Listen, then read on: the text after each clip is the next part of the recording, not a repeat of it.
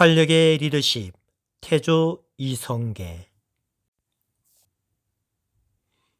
함경도 지역 동북면의 일개 무장에 불과하던 이성계가 전국을 주도하는 리더로 거듭난 배경은 누구의 힘을 입은 것이 아니라 스스로 개척하고 만들어낸 것이었다.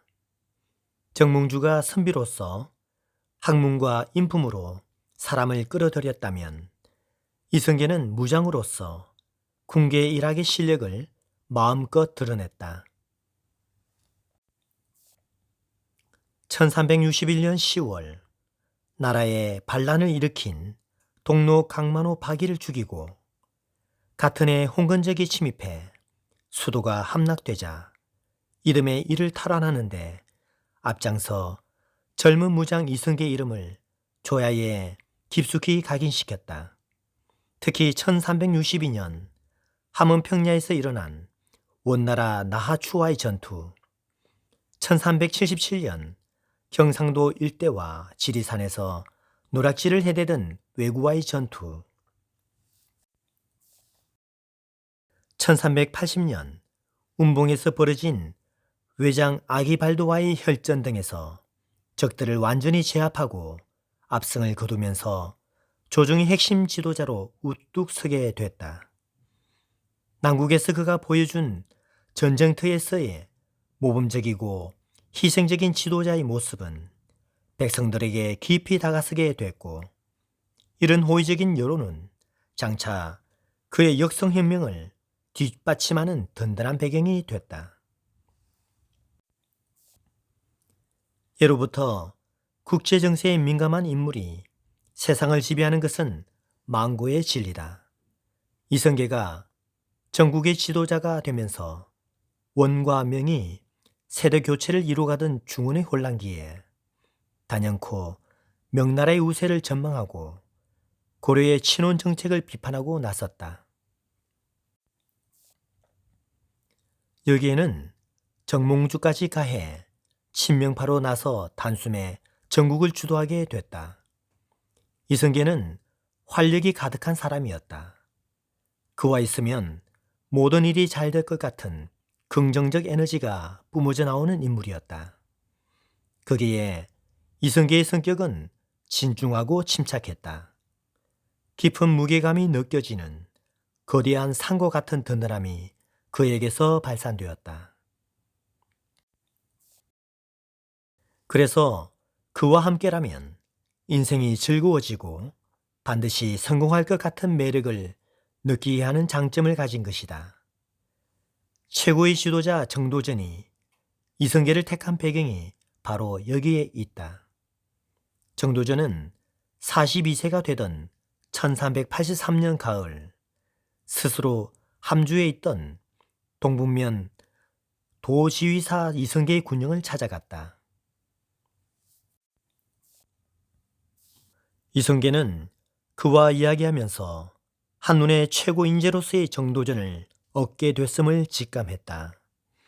정도전은 자신의 성격과 빼어난 실력 때문에 견제를 받아서 여러 사람과 불화했고 급기야 고려 조정에서도 쫓겨난 인물이었으나 이성계는 마음을 열고 그를 존중하고 책사로 귀하게 대접했다. 여기에 조준, 백응념, 골람 등의 선비들과 여말 최고의 무장이라 불리던 여진족 출신의 장군, 이질환 등 혁혁한 인물들 수십 명이 그에게 모여들었다. 특히 이질환은 변방의 위기 때마다 현장으로 달려가 수습하고 돌아오는 등 이성계의 오른팔로 의형제를 맺을 정도의 친밀함을 갖고 있었다. 게다가 최고의 실천형 지도자이자 기획가 이방원이 그의 아들로 든든히 자리매김하고 있었으니 이성계야말로 모여든 인물만으로도 한 나라를 세우고도 남을 최고의 지도자로 이미 자리 잡고 있었던 것이다. 이성계는 정도전의 건의를 받아들여 고려 공양왕 3년에 과전법을 실시했다. 이로써 불을 지나치게 쌓아 빈부간의 격차를 갈수록 벌려놓았던 고려 귀족들의 경제적 기반이 무너지게 됐다. 힘으로가 아닌 기획 싸움에서 그는 이미 고려 구신들을 압도하고 있었다. 이미 위화도 해군에서 이승계는 강한 결단력과 집중력을 선보인 바 있었기에 조선 개국의 기회도 놓치지 않고 왕조를 바꾸는 놀라운 결단을 실천에 옮기게 됐다. 이를 위해 이성계는 전 왕조의 역사를 새로 편찬하고 새로운 조선 왕조의 비전은 무엇인지를 정리하는 등 건국 7년 안에 조선의 정치, 경제, 사회, 제도적 정비를 서둘러 완료하게 했다. 그리고 권력에서 물러나 새 왕조의 안녕을 기원하는 후원자로 들어앉았다. 이 같은 통치 형태는 세계사에서도 유례가 드문 것으로 정치적 사심이나 사욕이 없는 그였기에 가능한 일이었다. 500년 역사의 유구한 조선이 그 시대에 탄생한 것은 이성계라는 아주 매력적이고 활력과 확신에 가득 찬 지혜로운 인물이 있었기에 가능한 일이었다.